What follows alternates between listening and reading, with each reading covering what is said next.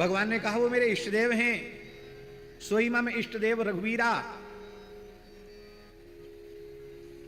सब कुछ समझाने पर भी सती जी का संदेह निवृत्त नहीं हुआ।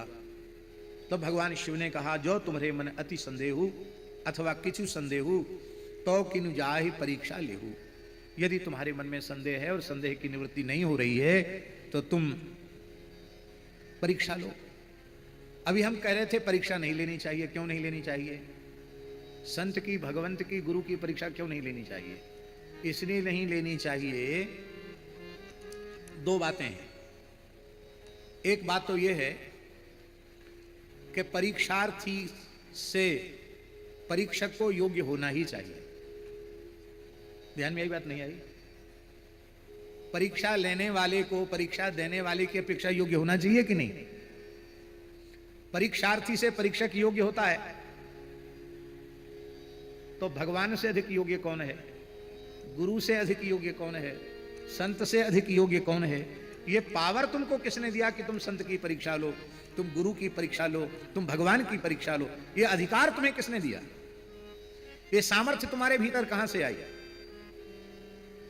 तो हम इनकी परीक्षा लेने योग्य ही नहीं है, ऐसी बात हृदय से स्वीकार करने के कारण हो सके तो इनका संग करो, इनकी सेवा करो, इनकी आज्ञा का पालन करो। बाकी इनकी परीक्षा लेने का विचार नहीं करना चाहिए, क्योंकि इनकी परीक्षा लेने की योग्यता किसी में है ऐसा स्वीकार नहीं किया जा सकता। और एक बात, सच्चे संत को, सच्चे गुरु को यह बात पता चल जाए कि अमुक व्यक्ति मेरी परीक्षा लेने जा रहा है, वो मेरी परीक्षा ले रहा है, तो यदि ईमानदारी से वह संत होगा या गुरु होगा तो वो जानबूझकर परीक्षा में अनुत्तीर्ण हो जाएगा, फेल हो जाएगा। क्यों फेल हो जाएगा? क्योंकि उसे अपने को संत या गुरु प्रमाणित करके पूजा लेनी ही नहीं है। वो तो सदा रहे अपन को दुराए, सब विधि कुशल कुबेश बनाए। वो अपने को छुपाते हैं। हमारे वृंदावन में श्री निम्बार्क संप्रदाय के एक भगवत प्राप्त सिद्ध संत थे, श्री काठिया बाबा श्री रामदास जी महाराज। श्री रामदास जी काठिया बाबा साक्षात भगवान का प्रत्यक्ष दर्शन उन्होंने किया था। बड़े उच्च कोटि के महात्मा थे। अब हम उनके बारे में क्या कहें? उनकी कृपा से कितने जीवों को भगवत सन्निधि का, भगवत साक्षात्कार का अनुभव हुआ। ऐसे संत थे। उनकी जीवनी भी पढ़ने योग्य है।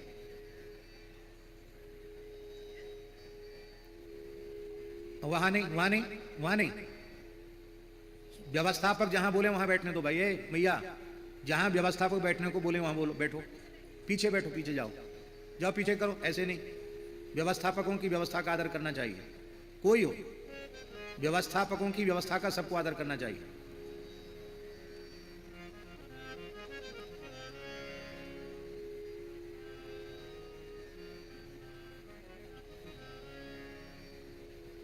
श्री वृंदावन बिहारी लाल की जय। तो राम जी, रामदास जी महाराज की प्रसिद्धि बहुत हो गई थी, काठिया बाबा। तो वो जमाना राजाओं का था। तो कहीं का कोई राजा वृंदावन में आता तो वहां पूछता कि बहुत प्रसिद्धि थी काठिया बाबा की, सिद्ध संत हैं, हम उनका दर्शन करना चाहते हैं। तो कहीं ध्यान देकर सुने। तो बाबा को पता चलता कि कहीं का राजा दर्शन करने आ रहा है, तो बाबा जमुना किनारे भिखारियों की लाइन में बैठ जाते। चंदन वंदन लगा के, कपड़ा बिछा के, उसमें धेला पाई चलते थे, वो बिछा लेते सामने। आज आ जा घर डार जा, कछु पैसा दे जा, ऐसे बोलते। अब वो जो राजा आता उसको पता चलता, अरे भिखारी है, कहां से सिद्ध महात्मा हो सकते। राजा चला जाता। दिन में जो कुछ वहां से अपने स्थान से लेके आते पैसा, और अगल बगल वाले भिखारियों को देके कुछ चढ़ जाता तो उसको भी दे के चले जाते। राजा चला गया, कहते माया गई, माया गई, माया गई। लो, भगवत प्राप्त सिद्ध संत होते हुए भिक्षुकों के बीच में बैठ जाते। अलवर सुना है आपने? अलवर राजस्थान का एक जिला है अलवर, जहां भरथरी की गुफा भी है और बहुत सिद्ध संत वहां जंगल में हुए हैं। वहां जंगल में एक सिद्ध संत थे, बहुत उच्च कोटि के महान योगी, समाधि सिद्ध योगी थे। उनका शिष्य भी उन्हीं की कोटि का था, सिद्ध पुरुष था। उस बीहड़ जंगल में बहुत दूर लोग पैदल चलकर उन संत का दर्शन करने आते थे। अलवर राजा को पता चला, अलवर नरेश को, कि बड़े सिद्ध पुरुष हैं, हम भी दर्शन करके आवें। तो राजा हाथी पर बैठ करके दर्शन करने के लिए चला। और उनका स्थान अभी भी है, टीले पर स्थान था। जैसे यहाँ ऊंचे पहाड़ी है, ऐसे टीले पर स्थान था। तो धूना पर गुरु चेला दोनों बैठे भजन कर रहे थे और हाथी आता हुआ दिखाई पड़ा दूर से। ऊंचे पर थे ना, तो हाथी आता हुआ दिखाई पड़ा, हाथी का होदा और राजा। तो चेले से बोले कि देख बच्चा, भगवान की माया हाथी पर बैठकर आ रही है, अब जल्दी करो नहीं तो हम दोनों का भजन चौपट होने वाला है। चेला ने कहा कि राजा आ रहा है, सुनते हैं अलवर का।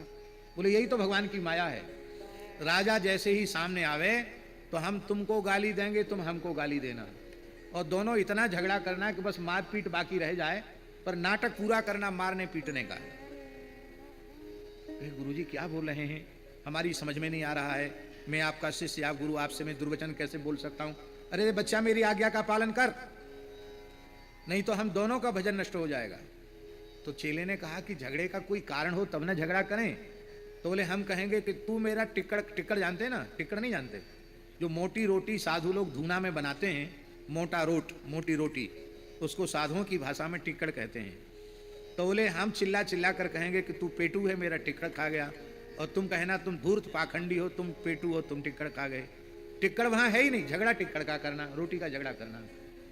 दोनों ही गुरु चेला राजा के सामने रोटी के लिए झगड़ने लगे।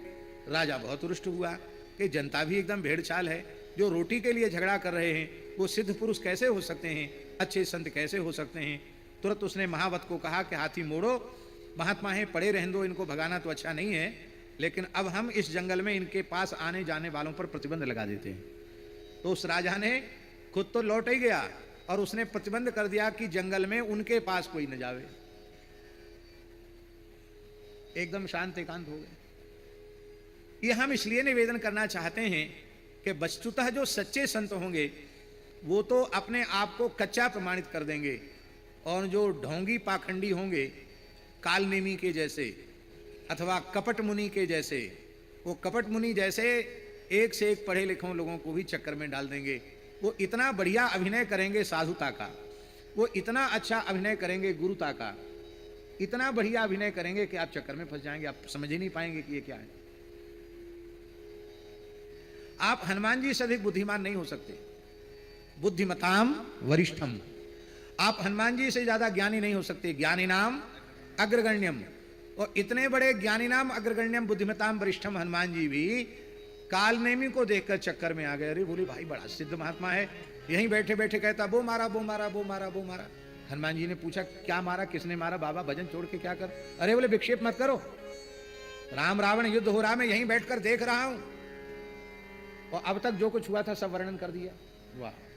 हनुमान जी सोचे बड़ी उच्च कोटि की सिद्धि है, हमें भी ऐसी हो जाए तो भगवान धरती पर कहीं भी लीला करेंगे, देखेंगे, आनंद लेंगे लीला का।